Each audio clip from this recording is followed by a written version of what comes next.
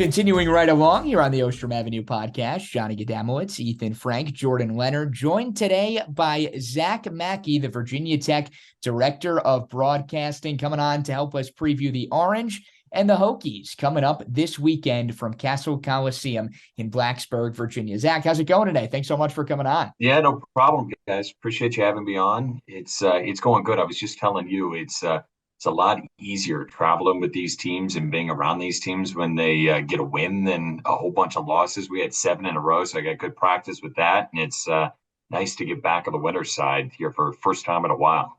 Well, the Hokies certainly have taken a turn for the better as of recently. Second January matchup between SU and Vatech. And the last time these two went toe-to-toe, it was a 10-point Syracuse win where the Hokies really struggled from beyond the arc, just 3 of 19 from long range. I guess to start out, Zach, my question is, installment number 2 here, if it's going to go differently for Virginia Tech this weekend against the Orange, is it just as simple as them knocking down more looks?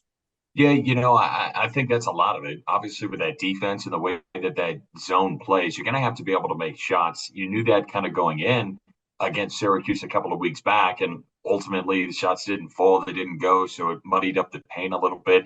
I think too that Justin Mutz is going to have a big game. A lot of that offense at the free throw line kind of flows through him. He's going to have to be able to find the open man. He's going to have to be able to open up that zone. But at the end of the day, you've got Hunter Couture back. That's going to be a good get for Virginia Tech. He's one of their best 3-point shooters on the team. So having him back opens that defense a little bit more so. But you know what, you guys have done this too, where you've seen, it's hard to explain. Sometimes the shots fall, sometimes they don't. You came out against Duke red hot, hit just about everything they saw after only being able to put up 50 points in the game against Clemson on Saturday. So it's been a wave of a season. It's been a wave of shooting overall. And at the end of the day, in any game, and especially in a game where they're playing the 2-3 zone and playing the way that Syracuse does, you're going to have to be able to make shots.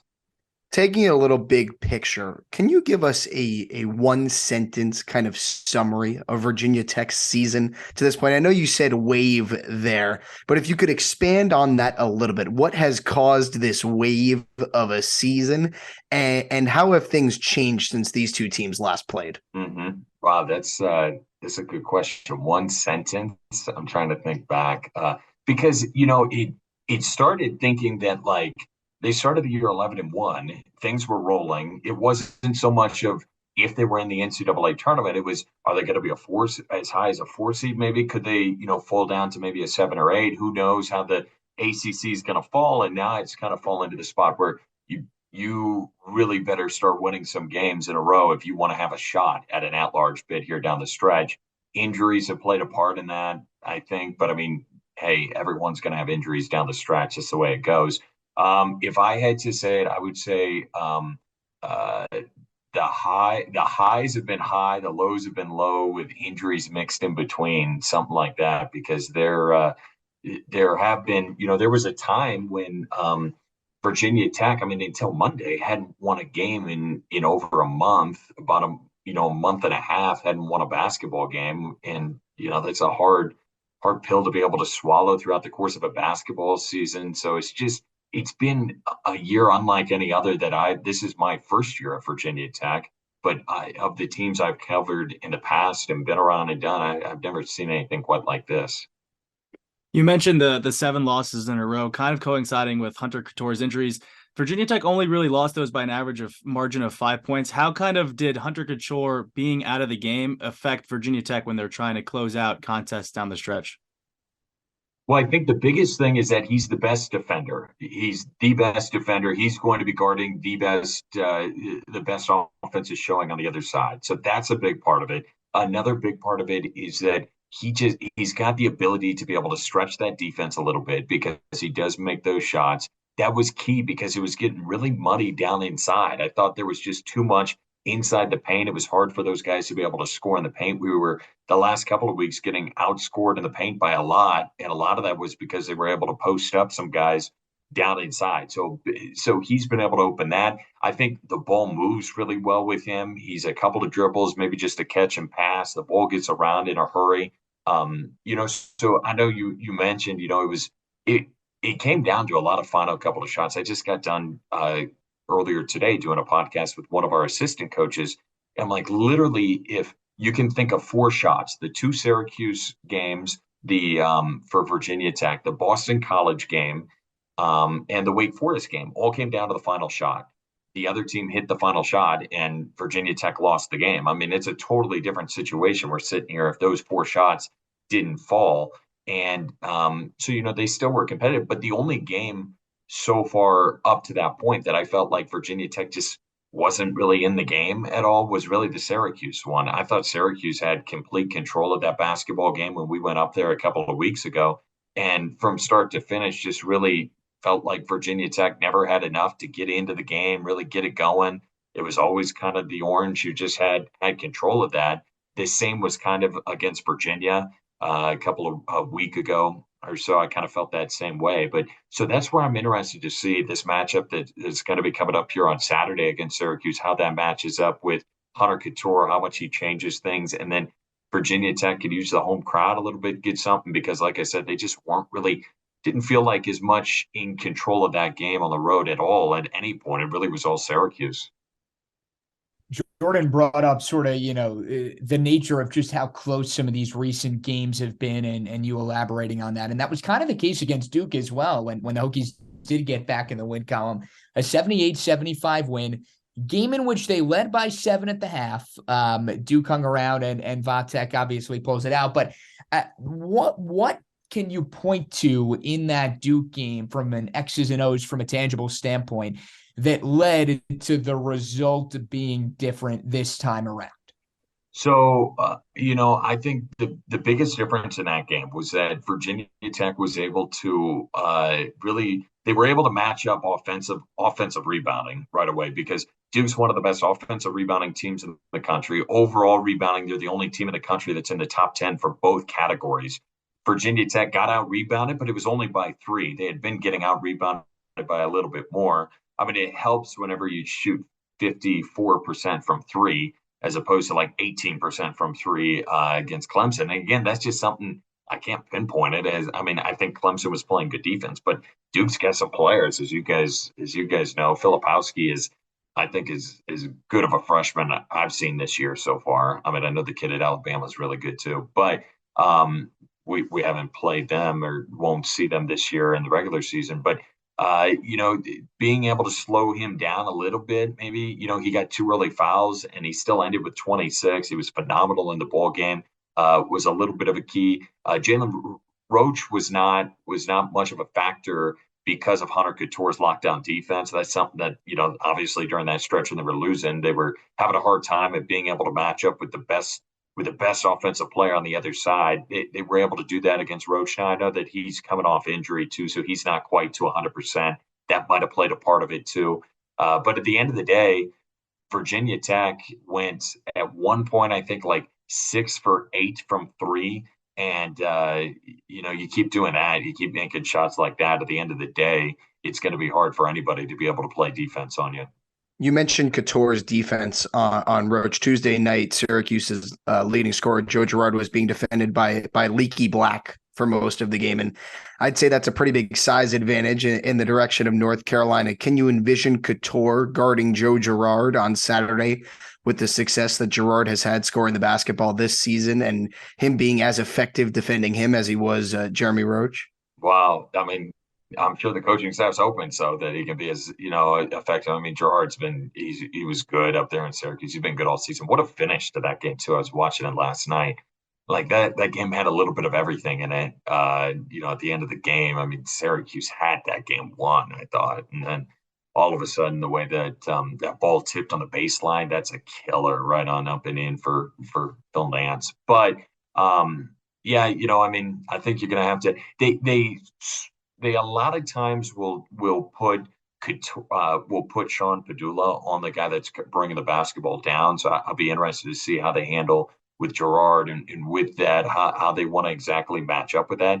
The interesting part too, guys, is that for the first time this season against Duke, Coach Mike Young went with the big lineup, and he put Lynn Kidd, who got just his second start of the year. He put him in at the 5. He moved Grant Basile, who's typically been playing the 5. He moved him to a 4, and then he moved Justin Mutz to a 3, and then went with Couture and Padula. That was a lot of a different lineup, and that was because Duke can throw.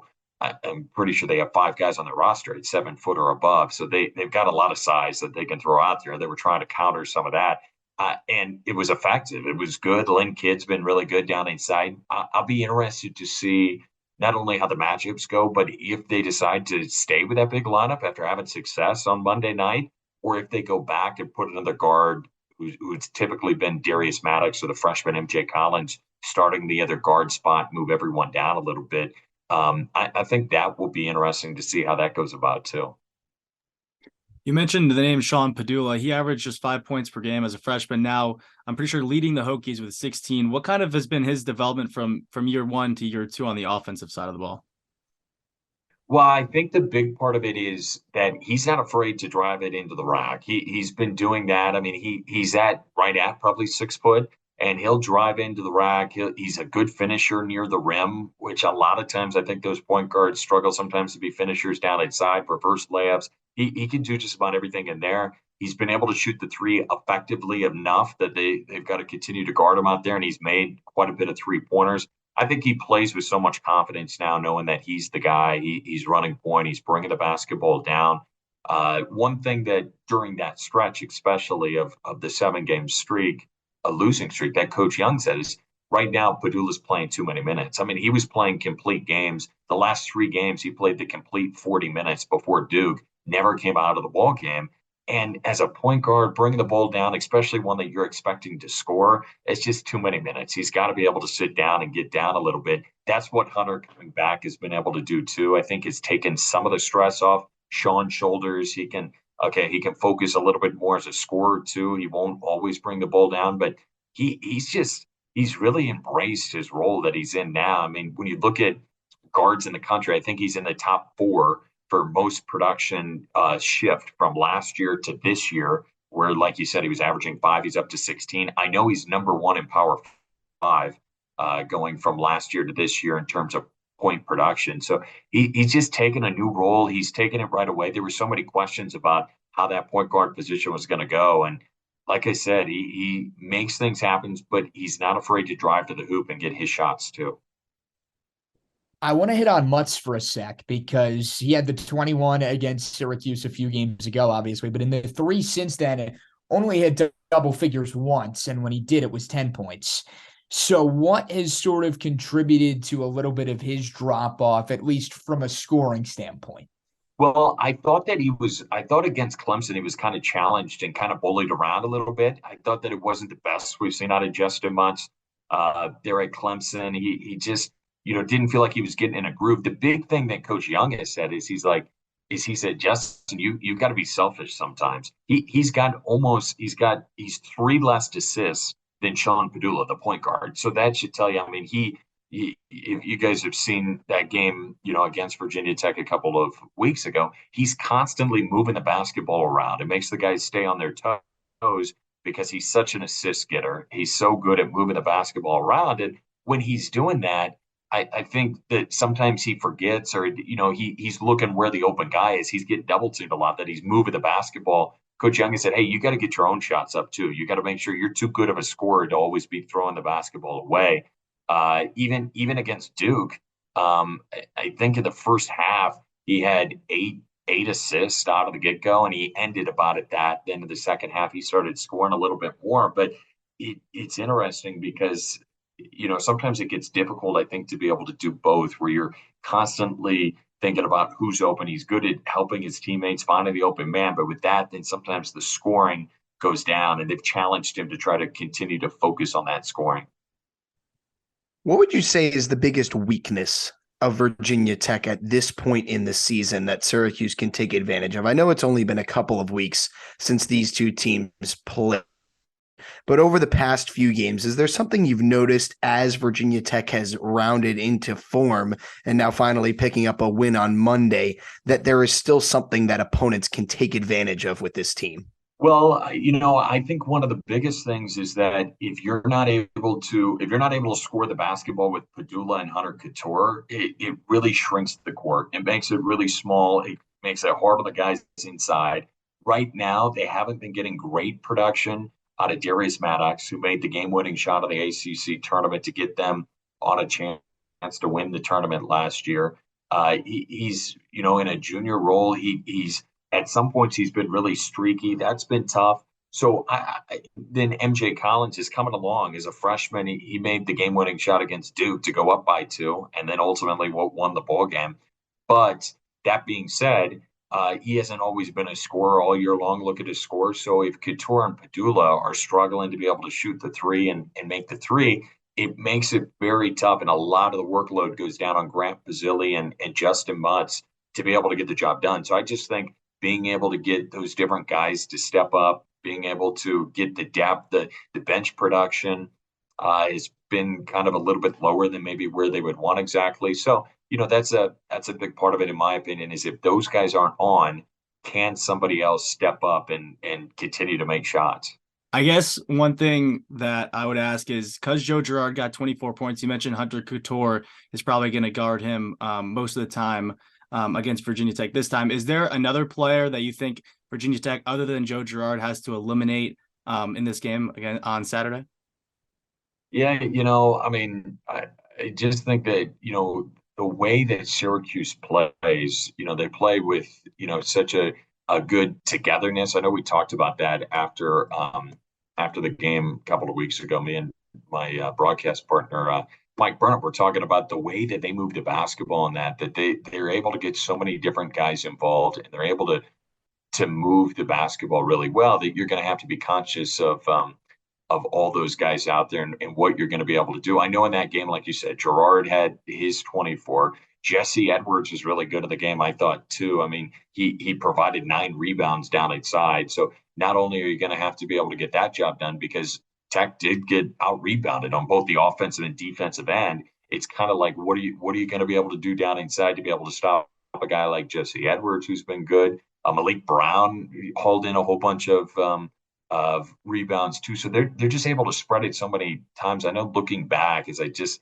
quickly glanced at that box score, there was 5 or 6 guys that were able to get into double figures in that game. I believe it was 5.